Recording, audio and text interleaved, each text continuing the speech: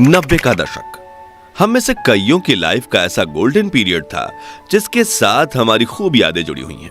ये वो दौर था जब पैसा कम, खुशियां ज्यादा हुआ करती थी, साधन कम लेकिन समाधान ज्यादा हुआ करते थे, रिश्तों में खटास कम, मिठास ज्यादा हुआ करती थी।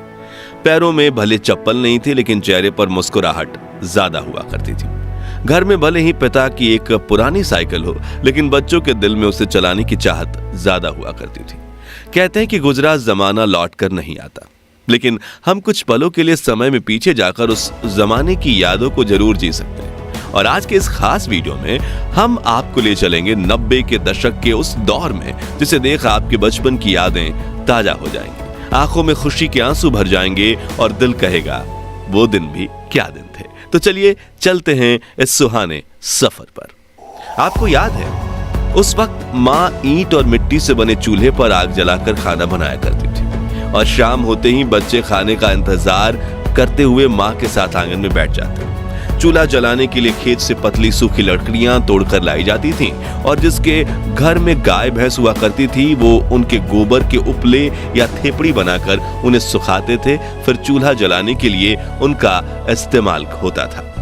और जिसके घर गाय भैंस नहीं होती थी वो पड़ोस से या मार्केट से 1 रुपए के 2 दर्जन गोबर के उपले खरीद कर लाते थे। फिर माँ फूंक फूंक कर चूल्हा जलाने की कोशिश करती थी और जब वो जल जाता था तो बच्चों की खुशी का ठिकाना ही नहीं रहता था। वहीं जब सब्जी मंडी जाने का मौका मिलता था तो वहां दुकानदारों को कोयले से जलने वाले चूल्हे पर पकौड़े, समोसे और कचौड़ी बनाते देख मुंह में पानी आ जाता था। और सामान के लिए मिले पैसों से कुछ पैसे बचा के हम नाश्ता खाने में खुद को रोक नहीं पाते थे। उस समय ना वॉशिंग मशीन होती थी, ना ज्यादातर घरों में पानी के नल। तभी घर की बेटियां कुएं से बाल्टी भर के पानी ले आती और थापी से पीट पीट कर कपड़े धोया करती थी, जबकि कुछ लोग कपड़े लेकर नदी के किनारे बने घाटों में चले जाते थे और वहीं कपड़े धोकर नहा भी लेते थे। आजकल तो लगभग सभी के पास पक्के मकान हैं, लेकिन उस दौर में गांव में सिर्फ एक आधा लोगों के पास ही पक्के के मकान हुआ करते थे। बाकी गांव के पास मिट्टी से बने हुए कच्चे घर हुआ करते थे। और आपको बता दूं कि जब दीपावली का त्योहार आता था तो लोग अपने इन्हीं घरों की मिट्टी और गाय के गोबर से लीपा पोती किया करते और इसे काफी शुभ माना जाता। लोगों के घरों की दीवारें आला या ताक कहे जाने वाले ऐसे स्थान जरूर दिख जाते थे जहां छोटी चीजें बहुत रखी जाती थी। घर की चाबियां और शाम को जलाने वाले दिए इसी पर रखे जाते थे, लेकिन अब नए घरों में इनकी जगह ड्रेसिंग टेबल या डिजाइनर अलमारियों ने ले ली है। तस्वीरों में दिख रही ये चिड़िया उन दिनों खूब दिखा करती थी, लेकिन आज ये विलुप्त होने की कगार पर पहुंच गई है। आपने इस चिड़िया को आखिरी बार कब देखा था और इसके मधुर ध्वनि का दीदार किया था? कमेंट में बताइए। याद है रोज शाम होते ही सभी दोस्त गली के नुक्कड़ पर मिला करते थे और खूब हंसी मजाक किया करते थे। इसे लेकर किसी ने क्या खूब कहा है कि उस दौर में सहजता थी, सादगी थी, बंदगी थी।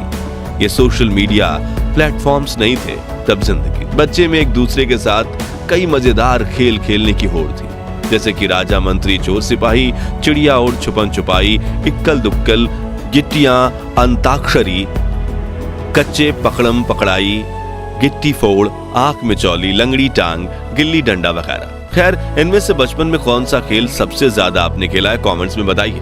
और अगर बचपन में आपने ये खेल नहीं खेले तो आपने 90s के बचपन का एक सुनहरा दौर मिस किया है। वहीं ये माचिस की ताश देखकर आप में से कुछ लोगों की आंखें भर आएंगी। ये ताश वही बच्चे बनाते थे जिनके पास ताश की गड्डी खरीदने के पैसे नहीं होते थे, लेकिन अपने रूल्स के साथ अपनी ताश खेलने का मजा ही कुछ और था।